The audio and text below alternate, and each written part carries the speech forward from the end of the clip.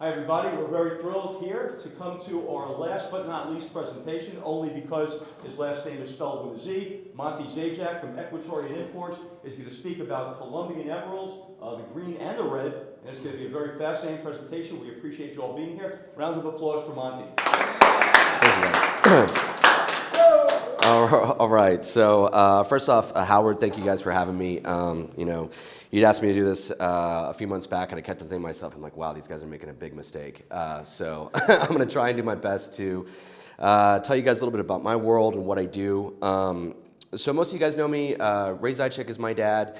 I'm sure all of you guys have been in a lengthy argument or discussion with him at some point in your lives in this business. Much like Shaker, I grew up in the gemstone business. I can remember early on spending countless days and nights with my dad at the office, kind of watching him go through merchandise, the inventory, grading stones, jewelry layouts, lengthy discussions on sales, big and small. And I remember thinking that it was initially like a fascinating business, but I kind of, I guess I got a little bit numb or a little bit too used to it. And I made the right decision to initially not go to work for my dad. I went to LA for about 10 years. I worked in the film business out there. And I kind of felt this calling once I got into my early 30s, and I realized, I love the opportunity to work with my family. We're a small business, family business. We're not a big corporation. I realized that I became kind of like more interested in gemstones the further I was away from them, and I had an opportunity to go back to work with my dad, and I just really love the family environment. I love the challenges of working with family. It can be very difficult. It can also be very rewarding. So I grew up in the business, and let's see. I mostly know a lot of the people in this room professionally. I know, your fathers, your cousins, your brothers. It's a very family business that we work with in AGTA. My dad, Ray, was one of the founders of the American Gem Trade Organization, wrote the first check for the trade, helped get the business organized or the trade organized in Tucson some 35 plus years ago, and I remember that was a big highlight for my dad and for my company. It was a lot of great exposure for him. It brought him, he was able to interface with a lot of people from around the world throughout the industry as we kind of like formed from a loose group of renegade gemstone salesmen into a more organized trade that had a defined set of rules and principles and ethics to which we abide by, which I think really helped set AGTA apart and helped to elevate the industry, so to speak. So I'm going to try and tailor my speech a little bit more to those that might be a little bit more younger in the business. I'm 40 years old. I still like to think of myself as a young guy, relatively, in the trade. But with so many of the lectures today and the speeches talking about gemology and prices throughout the decades, I figured I'd try and give it a little bit more of a personal spin and tell you guys some interesting stories while trying to kind of tailor it towards the younger market. Okay, so first off, I'd like to thank Ed for the shout out for the cat's eye. My dad gave me this cat's eye on my 21st birthday, and I remember talking to my dad saying, well, Dad, we're emerald salesmen, like we do, Colombian emerald is a specialty. I said, why do you want to give me the cat's eye? And he said, because you're not going to break it. And then I realized later on that it was probably a very good gemstone to give a guy. It's very hard on the Mohs scale. It's been through some experiences with me, and I've never really had to have any worries about this ring. And I really appreciate Ed with the quick shout out for that. So let's see. One of the things I wanted to bring up. Oh, somebody asked me about responsibility and ethical sourcing. Go ahead. Okay, the question is responsibility and ethical sourcing. It's one of my favorite topics to get into. Now, I still feel as somebody that's again relatively young in the business. Ethical sourcing and responsibility. It's kind of like it's a catchphrase. It's a buzzword that people like to talk about, and I how I address that with people is I can only talk about it from my own personal experiences. First of all, relating to how the business works in Colombia. So Bogota is a little bit different from a lot of the other major gemstone buying locations, whereas most of the business for the emerald business is actually done in the city of Bogota. You're not going to see too much buying necessarily going on at the mines, which you would in other locales for ruby sapphire. A lot of the rough may be bought or sold or traded out there, but for the gemstones themselves, a lot of that business is taking place in the streets of Bogota, particularly in the Emerald Zone, the Emerald District. So when people throw that question at me, a lot of times I say, well, what I can say for the ethical sourcing and the sustainability is that my dad's been doing this business for over 45 years.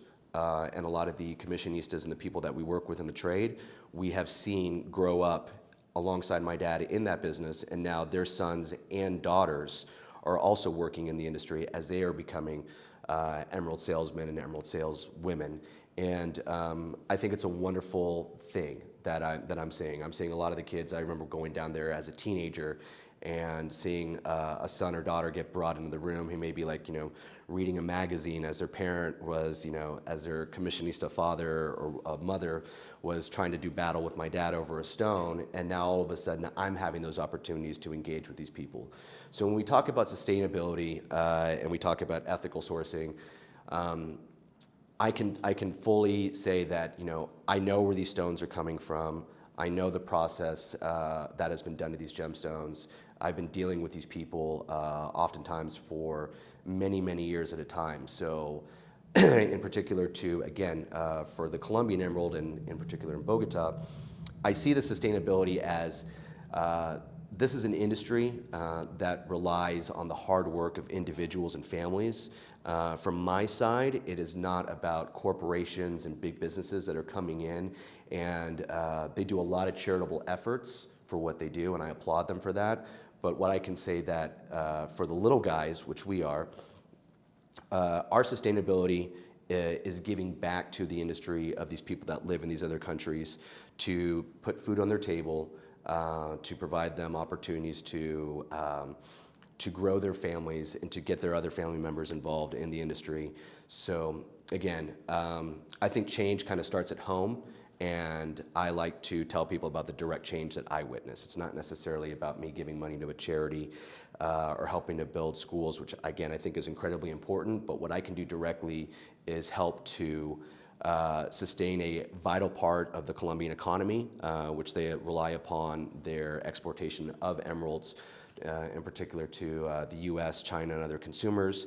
And I think it's a wonderful thing that we do on the small scale in order to be able to help these people continue to thrive and build their businesses and sustain the Colombian economy. So a little bit of a different answer for people, but that's one I like to give my customers. Let's see.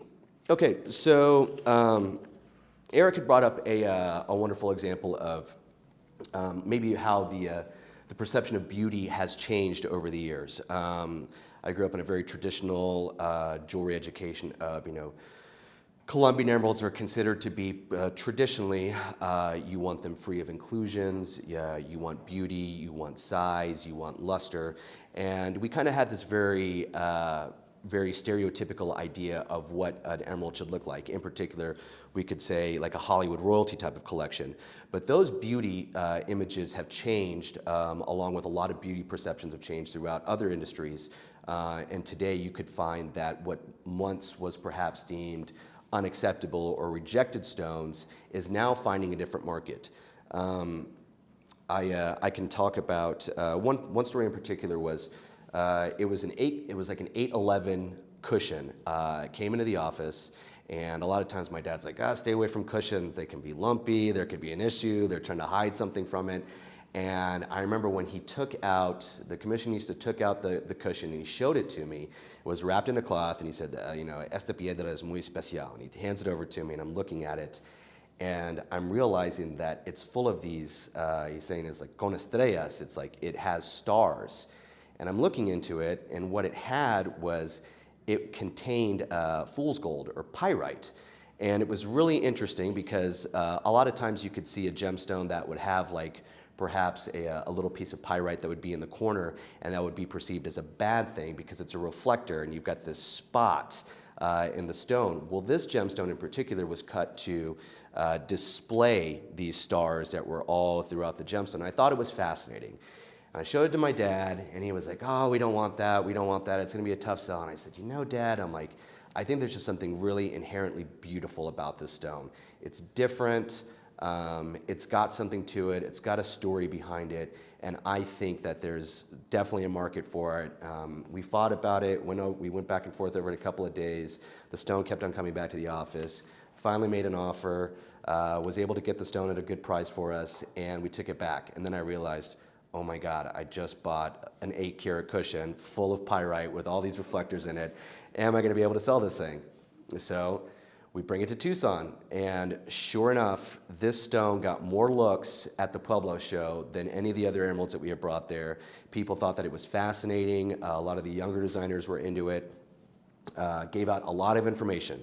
I almost found it a home several times, but again, these younger designers and younger people kept on taking my cards and my information and taking pictures down. And sure enough, within a month after Tucson, I had the stone sold. And my dad was very much impressed. And he was like, wow, that was an opportunity that I didn't see, that you did.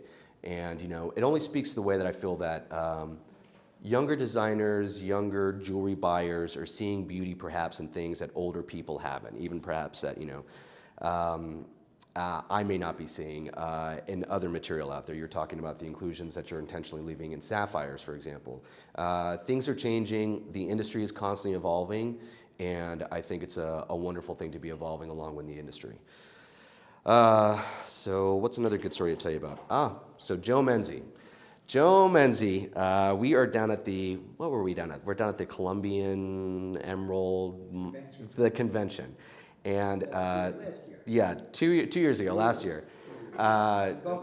Joe's a wonderful, longtime family friend, you know, a great colleague of my dad's, and Joe had invited me to participate on the mining trip that he was putting together, taking everybody from Bogota out to Muso and back, and I was really excited. I got down there, we were staying in a great hotel, and slowly I find it, we started, you know, there were complications, let's say, behind this trip, and that's okay. A lot of times, if you're ever planning trips to the mines, you kind of just got to go with the flow. It's not like going to Disneyland and back. Oftentimes these roads are unpaved, they're windy roads, you're not in comfortable accommodations, and the trip was postponed by a day, and I remember thinking to myself, I called my dad, and I said, Dad, you know, do I really want to go out to Muso? Do I really want to see this? I know, you know, I've been to Bogota 18 times now. I think it would be a great opportunity. And he said, son, how are they getting there? And I said, they're going to take a van. He's like, trust me, don't go. He said, you want to stay, it's a very long time to get there. It can be treacherous. I applaud Joe for taking his group out there. I saw them leave in the morning, and then I saw them return very late the next day.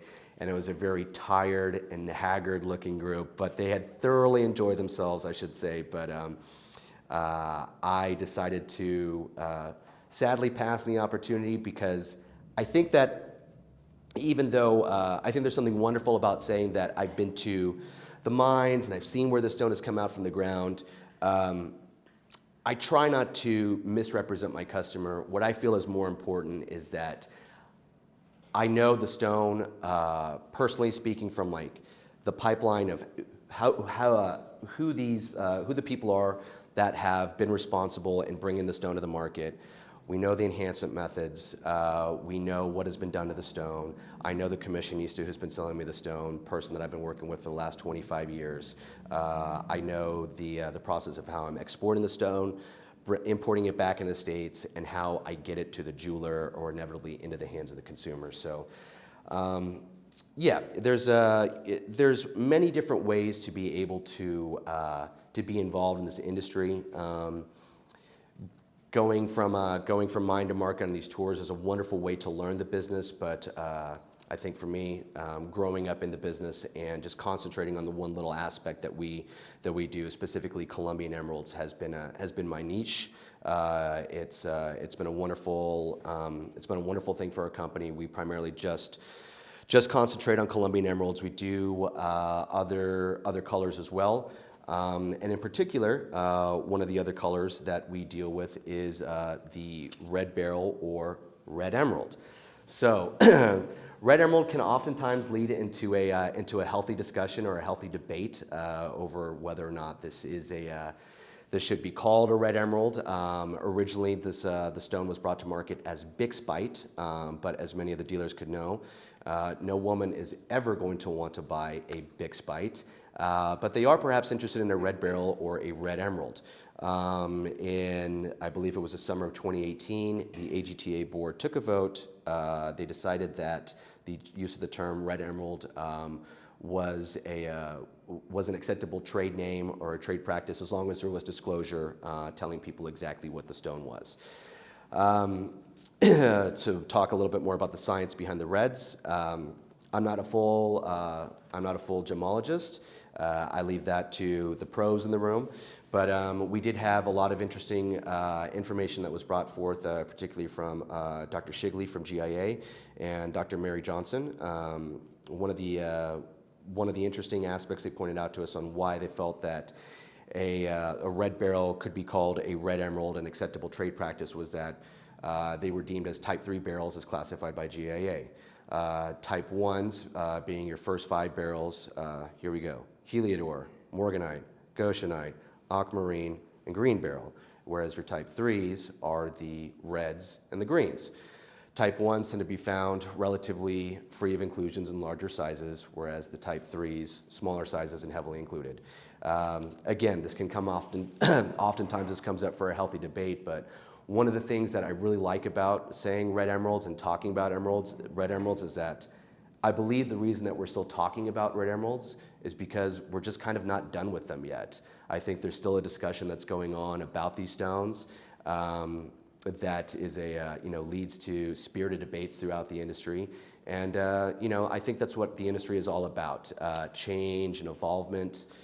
We can point back to GIA published books from the 60s and the 70s that were referring to other colors of corundum as yellow corundum, green corundum, and now we have figured out a way to respectively and truthfully market these other corundum colors as pink sapphire, yellow sapphire, green sapphire. And I think it's a wonderful opportunity for all gemstones. I hope in the future that we'll be able to discover new and interesting gemstones along the way that are going to change the science and the way that we view whatever comes next. I still feel that we're in the early stages of this industry, and it's going to be really interesting to kind of see where things evolve, not only from the gemological side, but from our trade side and how the industry or how the public perceives colored gemstones. Another aspect that you guys had brought up before in the discussions were American gemstones. The red emeralds, they are a single source gemstone, much like tanzanite. They're only found in Utah. GIA determined that they would more than likely never be found in any other location just because of the harsh geological conditions that these stones were formed under. It took a lot of, it took a lot of the right, am I still going? It took a lot of the perfect geological conditions to form in one place at the right time. The reds have been found, I believe, in trace elements in New Mexico and Mexico, but not to the point where they were ever facetable. So when my dad got involved with the reds back in the mid '80s, he really saw an opportunity with these stones. He loved the fact that they were American. He loved the fact that they were extremely rare. Not too many people knew about these gemstones, and he took a big gamble on the stones, got involved with the Harris family up in Utah, and did pretty much, I think, more work to help and try and bring this gemstone to market and into the trade more than anybody else out there. He's been working on these stones, like I said, since the mid '80s, and I think now it's finally starting to have its moment where people are looking for something exotic. They're looking for something extremely rare. The reds have been predominantly most popular with overseas customers.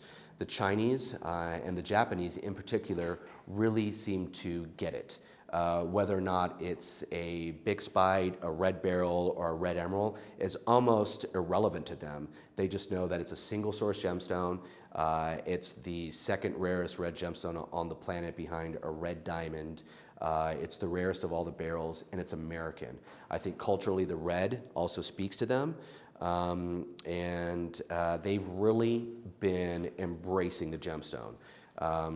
Again, I'm thankful for the opportunity to try and tell people more about the reds, because I think it's a gemstone that a lot of the the graduate gemologists out there that are perhaps just went through GIA and are now working in different aspects of the industry, they've heard about the red, but they're not really familiar of it. Most people have only seen it like, a couple of pieces here and there.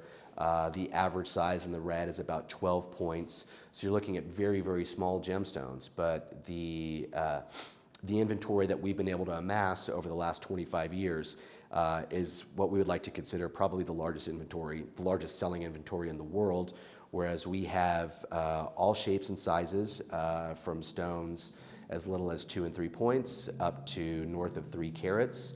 Again, the reds tend to be found heavily included, which are going to be even more so than the greens. So to find them with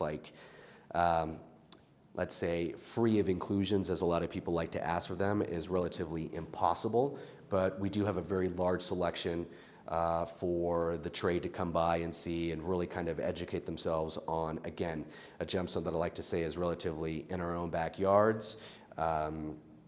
We have price points, commercial price points of a few $100s a carat to north of several $1,000s a carat. Again, it just depends on the size and the clarity of the type of stone that you're looking for. So I think that's a wonderful gemstone to try and alert the public, alert the trade to. Another American gemstone that we like to tell people about is bonitoite. It's the state gemstone of California. It has an extremely high refractive index. It's another very, very rare gemstone that, again, a lot of our overseas customers are aware of. We wish that it could become more, I guess, in demand for the American market, but the catch is that, again, they come in very small sizes, and it's very difficult to produce or to get in mass. So it's an exotic gemstone. It's very beautiful. It's almost blue diamond-like in appearance, but it's very difficult to acquire. So those were 2 gemstones that I kind of wanted to bring, to make people aware of that is out there. It's here in Tucson. We have it. Other dealers out there are carrying it. And it's something to check out if you're looking for something new and something fun. One thing I wanted to kind of close on is that, again, I've been really fortunate to grow up in this business. I know who pretty much every one of you are. I just recently worked with Joe on an emerald sale. It was wonderful. He was able to call me up, source a stone for a customer that he had, and through the beauty of iPhones and technology, with just some short little videos and descriptions of the gemstone, I was able to send a video that got passed along. The stone wanted to be showed to the customer, and we were able to make a sale at the holidays very quickly, and we very much appreciate that. I'm working with Eric currently on a Montana sapphire for a customer, and I've worked with Ed on Alexandrite calls that I've had in the past. And speaking to AGTA as a body and as a family, I think it's a wonderful thing that we have here, that we're a very tight-knit family organization. I can call people for gemstones that are $500 in total to $50,000 or more per carat, and I have a wonderful opportunity from trust and many years of knowing you that we will just memo each other goods back and forth with the reliability that this is being handled correctly with respect and dignity, and that the stone is being sold ethically. So I think it's a wonderful place that we have here at AGTA to bring the American retailer, to bring outside dealers and retailers to a wonderful body where they can trust the sources, the gemstone that they're getting, and know that they're being sold ethically, honestly, and with integrity. And yeah, I'm very happy to be here, and I appreciate everybody's time. Thank you, guys. Thank you, Bob. Yeah. production of the reds? Anything coming out? What we're producing on the Reds, so most of the production was, my understanding was that it was done, a lot of it was in the early 90s. There was a company called Kennecott that was heavily involved in trying to do more of a large-scale mining operation, but the conditions were very difficult. It's in a very kind of remote part of Utah, and they had to use a lot of hard rock mining. They were blasting out there, they were using water. Conditions were tough. It was either very, very hot or it's covered under ice and snow, so the window that they could actually get to the area to do the mining was difficult. Ultimately, Kennecott found that it was not profitable to continue large-scale mining, and the mining operations, I believe, ceased in the late 90s, early 2000s. Whatever is coming out, I believe people are kind of prospecting up there. I hear it's difficult. It's probably not safe to be wandering around on somebody's private property. But we are producing in very, very small sizes. Any of the big stones that we have is kind of it. We do have, again, what we would like to say is the world's largest selling inventory. A few thousand carats, perhaps, of stones that are going to range from 3 points to some carat size plus. But it's a diminishing supply. I think there's an opportunity for, I believe, enough of the industry, enough of the American retailers to get involved in it right now. But kind of what you see is what you get. We may be producing a few things here and there, but yeah, it will dry up eventually, and all that'll be left is whatever anybody has in their collections. Anybody want to talk to me about enhancements? Come on, ask me about enhancements. Ask me. Okay. What do you suggest with enhancements? The question about clarity enhancements. So Shaker was doing a great job on there about clarity enhancements. I think there's and I love a good discussion. I kind of have that thing in with me and my dad. We like to piss people off. I think there's another discussion to be had about the greens, the emeralds, in regards to clarity enhancements. When you were talking about XL, for example, one of the things I kind of wanted to shout out was that one of the biggest benefits that we find with XL is that a lady can clean her own jewelry. She can put it in an ultrasonic. It's wonderful. We don't. You still can't put an emerald in an ultrasonic. We have never had an issue with an emerald that's been XL'd being put into an ultrasonic ever. Not to date that we have found. We've never had one instance of where it will change in appearance, and we've always thought that's been the best. I'll tell you, I'm sure as your dad would testify, my dad would tell me, he's like, look, I'd be leaving 47th Street in a cab with an emerald and a test tube of oil, and I'd be heating it. And he thought to himself, this just didn't seem like the best way to ever be selling a gemstone. It was always kind of the crux of the emerald industry. An emerald being clarity enhanced through an oil, it's just a matter of time whether when the oil is going to evaporate or oxidize over time. So 3 weeks later, 3 months later, or a year later, this stone was going to change in appearance, and there was always going to be issues of this. Almost, I think the most famous one was the Fred Ward case, and that almost killed the industry for a while. It certainly brought to light what was being done as far as clarity enhancements. To talk about clarity enhancement, we've been very specific on the terminology.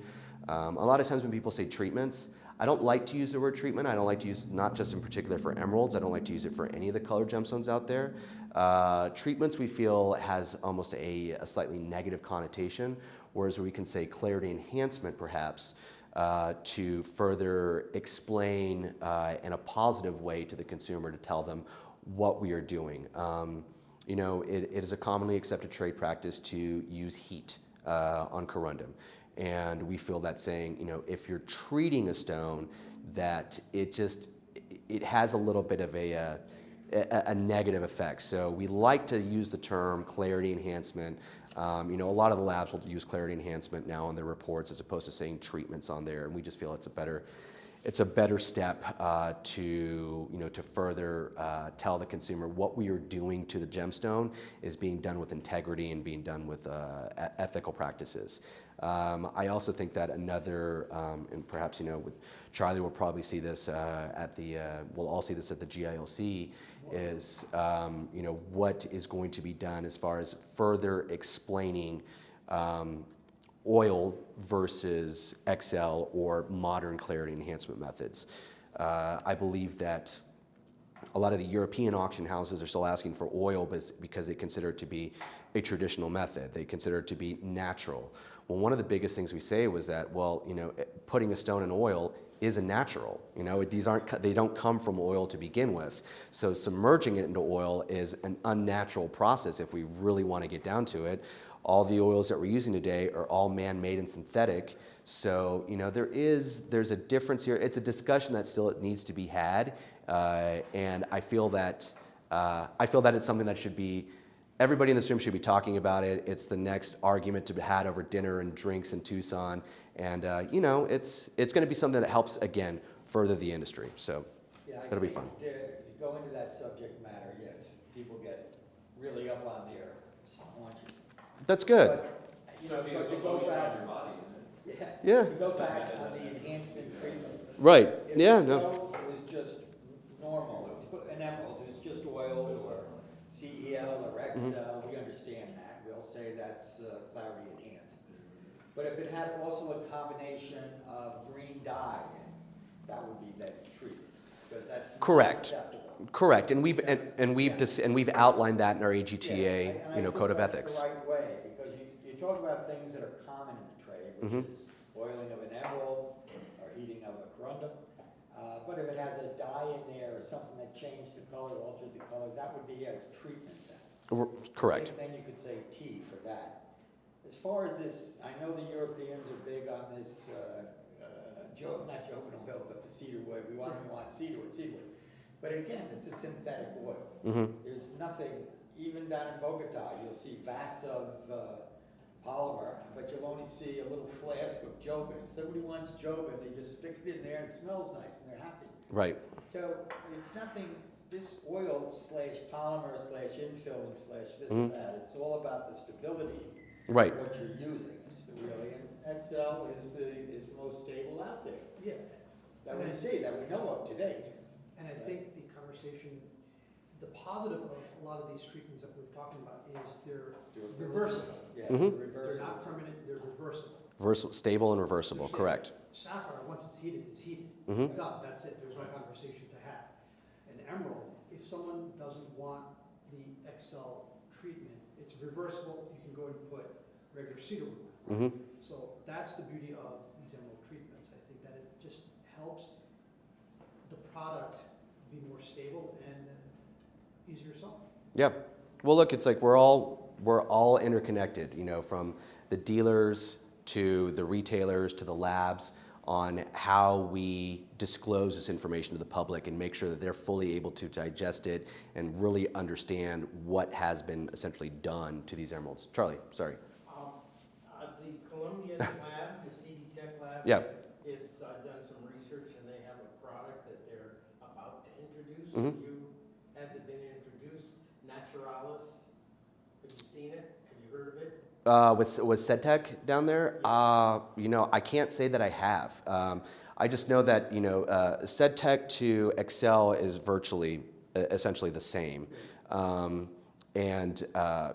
found it interesting that the Colombians have really grasped the idea of using this method down there, even though predominantly they know where their markets are. They know when dealing with a lot of overseas buyers from Europe, essentially, and that they're going to be traditional methods of dealing with oil, but that it's becoming more and more accepted in the trade in North America.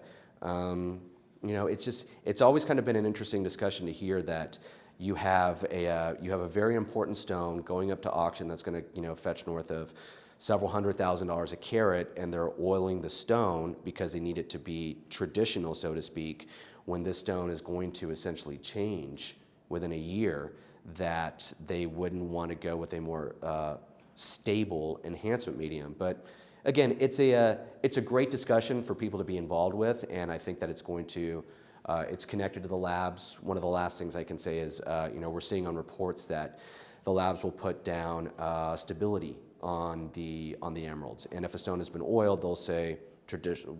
Usually they'll kind of put good to very good, and if a stone has been modern, they'll say modern clarity enhancement using a stable but permanent resin, perhaps, and they'll say, and the stability of it is still the same as the oil. I think that's another discussion that is going to be happening. We've got a lot of the talk about. I feel like the labs are doing a really good service as far as like they're trying to give the industry what they need. They're trying to give a lot of dealers what they need as far as like in terms of the color and giving them description terms that help dealers sell the stones. And I don't really know where I am yet on that. I understand that people need the labs in order a lot of times to sell these stones. You're talking about in China, they respond more to the terminology of what has been put on the reports and not necessarily to the stones themselves. Again, it's an interesting and healthy discussion that's going to be going on, I think, for a few more years. Monte, to take this to the retailer's customer across the counter, to what extent do you believe being a strong supporter of disclosure of treatment? I think, right? So to what extent do you believe that the consumer actually would understand a lot of the conversation going on in the trade about how to disclose versus their emotional reaction to being told, oh yeah, that is color treated with an oil and also heated? Right. Well, I would say, first of all, we never deal with any emeralds or any stones that are going to be color altered using some sort of enhancement or filler. Like any of the enhancements that we use are only going to be used to improve clarity. So we don't really have to have that discussion with people. What we try to do is we try to educate them as much as we can on why these are acceptable trade practices and the differences between the practices.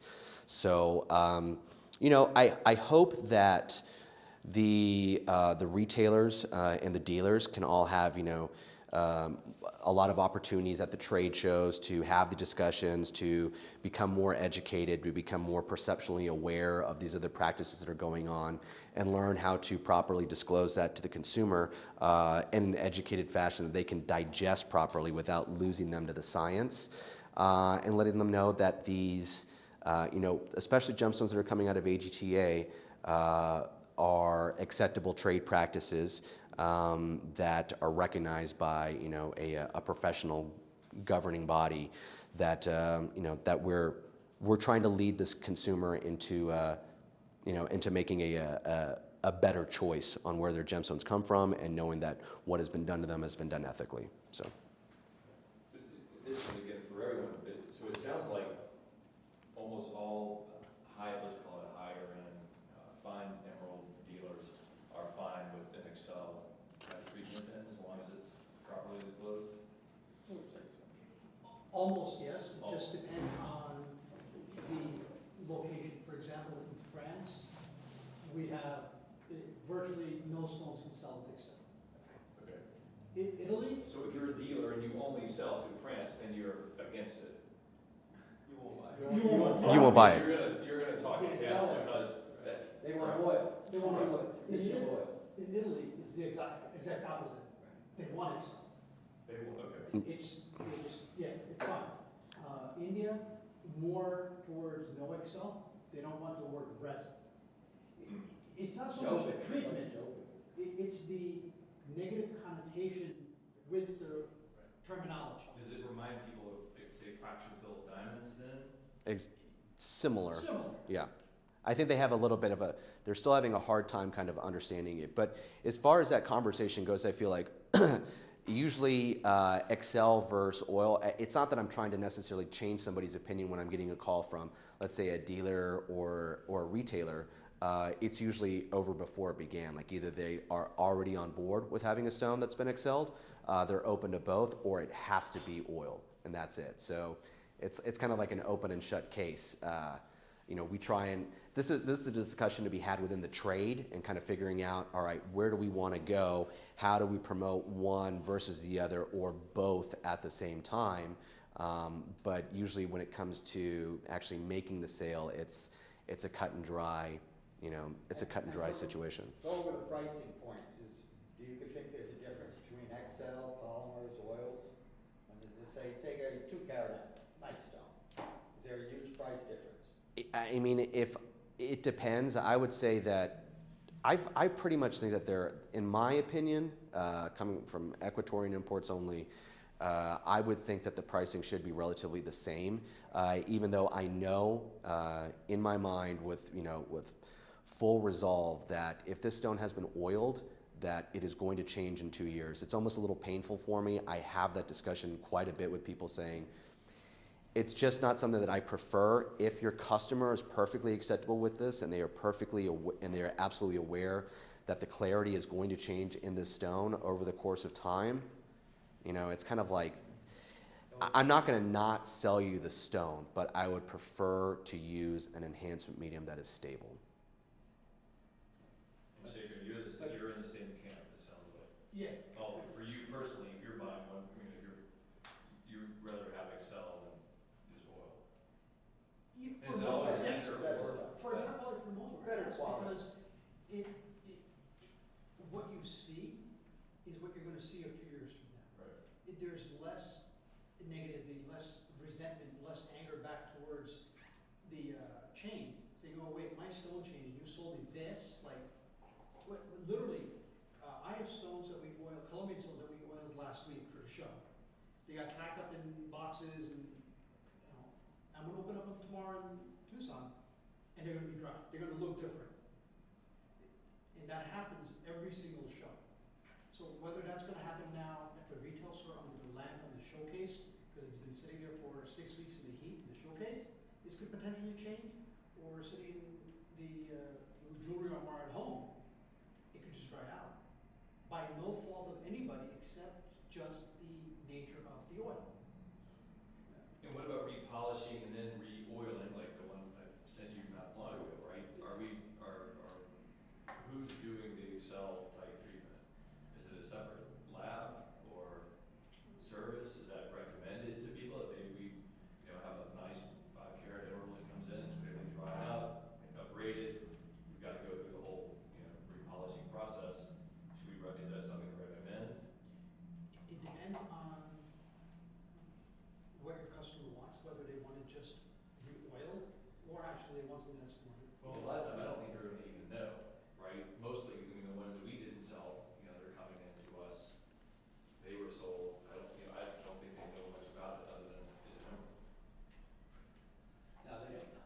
People, when they sell to you, for the most part, it's like corundums. They'll sell a corundum, whether it's ruby or sapphire, they don't even know if it's heated. They say, oh yeah, I guess it could be heated. And this goes back to the sources. So when you get into I'm like talking about glass, I'm talking about the customer who moves into town. We get this all the time, and so they're bringing in an emerald. They of course have no idea. They didn't even know it was oil. And so when we tell them, your emerald is, because they've broken. Oh, we're going to reset ahead. We're going to remake something. Well, that's the time you're going to do this, right? And so then we have to get into that discussion. And what we often find is, same thing with diamonds. What do you mean they can get abraded on the emerald? I mean, in an emerald, I noticed it looked a little different, but I had no idea why. How do we have that conversation? it's an age thing. Well, Yeah. I mean, but with respect to accept with doing that kind of treatment is what I mean. We're going to get up against 2,000 years plus of tradition of submerging these stones into oil, and sometimes old habits are hard to break. But I am not as knowledgeable on the HPHT with corundum because I don't deal with it too much. But my initial thoughts were that if it's essentially kind of the same process and it does a great job, as long as it's disclosed, so be it. They're able to do it in mass at a cost-effective way, and it's essentially doing the same that a normal heat treatment process would do. My initial feelings are like, look, if it does a great job, then okay, it just needs to be disclosed. Whereas XL and oil, I love that the labs are able to distinguish between the two. I have no problems with modern versus traditional. That's okay. I'm acceptable with the term modern. It doesn't have a negative connotation. But I just think the next discussion on there is going to be the stability that the labs will sometimes put on the reports and having that discussion. But those cutters will oil, right? But not those cutters will necessarily do the Excel treatment. Right. So Right. how much is the Excel? It- It's a little more. It's only one. It's There's only one. Oh, Yeah. Yeah. It's in the, okay. And so, not all emeralds take the Excel treatment Mhm. either. Or, if it's really included, maybe half the stone will take the Excel process. And some of the inclusions will just still be there, or they'll reflect where, so it's not the savior, but it's a superior enhancement. So then you can combine, you can do an Excel treatment and then oil? You could take. No. No, but you can't take the Excel out. That's what we talk about being stable. But the process it's not exactly what he was saying. It's not for every emerald. The emerald has to be, has to have structural integrity to it. It's not meant for every commercial stone, but for fine gemstones, and we all know what they are, it's very suitable for the Excel process. Question on this. It sounds to me like from the time that emerald is oiled till the time you get to Tucson, 2 weeks maybe, the look of that emerald will change. Yes. It could. All right, so It could. let's take that, and from the time you sell to a retailer, an emerald with this oil, till the time they show it to the customer, it could change. Could, potentially. Potentially, What yes. about if the customer buys it, take it home, and 2 weeks later, bring it back and say, it's not the same emerald? It's been the crux of the emerald industry for forever. So what does the retailer tell the customer about what's going to happen to it and what they will do? The more I've been lucky because I'm in the second wave, so to speak. I think Shaker as well, where our fathers and relatives kind of were first made aware of these new processes, and were kind of deciding whether or not to kind of put their toes in the water and decide if this was going to be a good and stable way to move forward. But again, we've had 100% success rate working with Excel.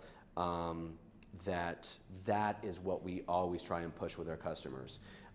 Usually, if I'm dealing with a retailer for the first time or a dealer for the first time and they realize that we're very pro Excel, we're either going to find a working relationship or we're not, because we try to avoid those problems with stones that have been oiled, because it's just it can get gnarly, when you're talking.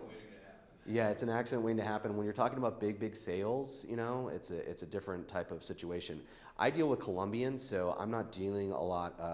He deals with gemstones in mass because of the other locales, and he's got a very wonderful product and a very wonderful service that he does for a lot of his suppliers. Are looking for calibrated sizes in mass, whereas I'm normally just dealing with single stones, match pairs, here and there because of the nature of the Colombian emerald. You're all Excel right now.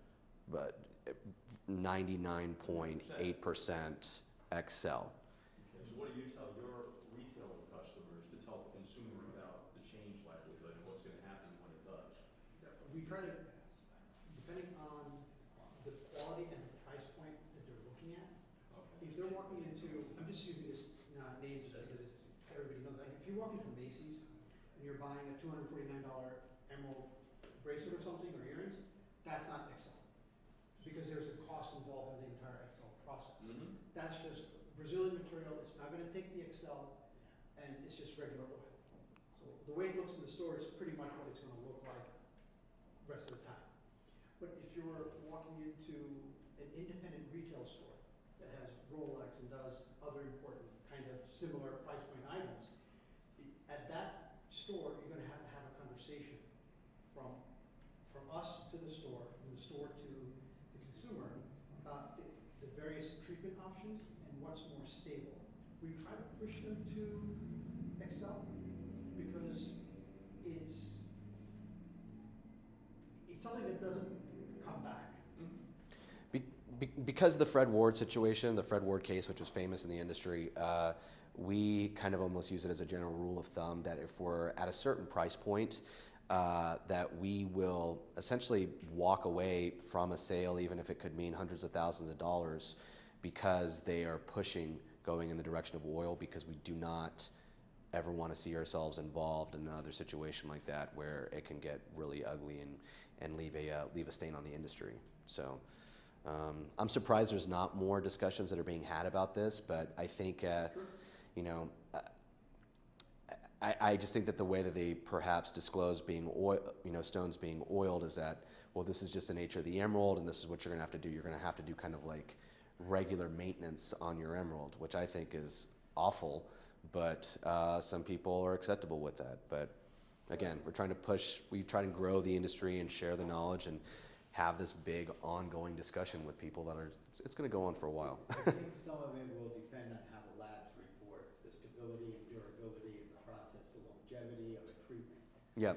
And also, you get into price points where the majors now have to have a certain product at a certain price, and the extra cost of a modern or an Excel treatment prohibits that from happening. If you've got melly stones that are oil, it's unlikely that's going to come back because they're so small. Well, but it could change. If you have a 6475, something like that, it can change. But it's not worth it to go through that process with the Excel. It costs more money. It's easier to use polymer. You disclose it. Or another type of, we just say oil. But, you know, oil means so many things. There's a lot Right. of oils out there, so. Does the change from oiling deteriorate continuously until it's back to what it was? Or does it change from oiling, stop at a certain point, and maintain? To reach that process. We find sometimes that stones that have dried up don't just show the inclusion as is. Actually, the oil turns a little dirty and Mhm. brown. And after consistent re-oiling, that brown just never goes away. It's like caked on, glued on, disgusting brown. Yeah, and it's just not to, he knows way more about this than I do, but you know, it's not the emerald that's drying up, it's the oil that's evaporating inside it. Because people say that sometimes, I'm like, the emerald doesn't just, you know, it's the oil, you know. So it's, you know, just, you know, technically speaking, because I just, you know, sometimes people think like, oh, the stone dried up. It's not a sponge, you know. It's what's actually going into the stone. So. I thought that we were going to argue way more about the reds, and people were going to come out about red emerald and stuff like that. But apparently, it's a traditional discussion of oil versus XL, you know, modern clarity enhancement methods. We're going to get all into this tomorrow, and yeah. So, anyways, I appreciate you guys' time. Yeah.